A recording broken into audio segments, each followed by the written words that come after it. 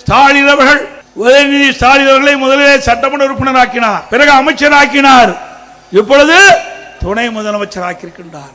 அந்த கட்சியில் உழைத்தவர்கள் யாரும் இல்லையா? எத்தனை பேர் மூத்த தலைவர் இருக்கின்றார்கள். எப்பொழுது பார்த்தாலும் ஸ்டாலின் பேசுவார்.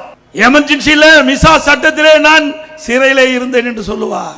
அதே போல் அவரை விட மூத்த அமைச்சர்கள், திராவிட முன்னேற்ற கழகத்துக்காக உழைத்தவர்கள், பல முறை சிறை சென்றவர்கள், திராவிட முன்னேற்ற கழகத்திற்கு வெற்றி வாய்ப்பு பெறக்கூடிய அளவிற்கு உழைப்பு கொடுத்தவர்கள், அந்த மூத்த தலைவர் இருக்கின்ற வரிசையிலே திரு உதயநிதி ஸ்டாலின் திரு கருணாநிதியுடைய பேரன் திரு ஸ்டாலினுடைய மகன் என்ற ஒரே தகுதி தான் இருக்குது. வேற என்ன தகுதி இருக்குது? என்றைக்காவது சிறைக்கு போனது உண்டா? மக்களுக்காக போராட்டம் நடத்தது உண்டா? எதுவுமே கிடையாது. திரு கருணாநிதி குடும்பத்திலே பிறந்த என்ற ஒரே காரணத்திற்காக துணை அமைச்சராக்கி இருக்கிறார்கள். அந்த கட்சியிலே மற்றவர்களுக்கு இடம் கிடையாது. திரு கருணாநிதி குடும்பத்திலே பிறந்தவர்கள் தான் அந்த கட்சிக்கு தலைவராக முடியும். அந்த கட்சி வெற்றி பெற முடியாது. வெற்றி பெற்றாலும் உயர்ந்த இடத்துக்கு வர முடியும்.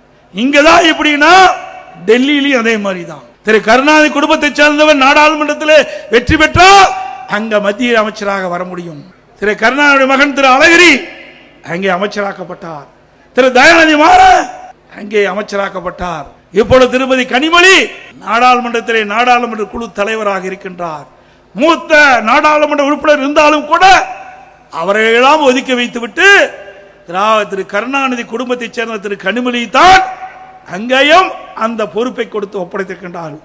அதாவது குடும்ப கட்சி என்று நிறுவனமாகிவிட்டது. அனைத்து இந்திய அண்ணா திராவிட முன்னேற்ற கழகத்தை பொறுத்த வரைக்கும் இன்றைக்கு ஏழை எளிய ஒடுக்கப்பட்ட நசுக்கப்பட்ட கடை கோட்டடைகின்ற மக்களுக்கு என்ன திட்டங்கள் வேணுமோ அதை நிறைவேற்றுகின்ற கட்சி ஆட்சி அதிமுக.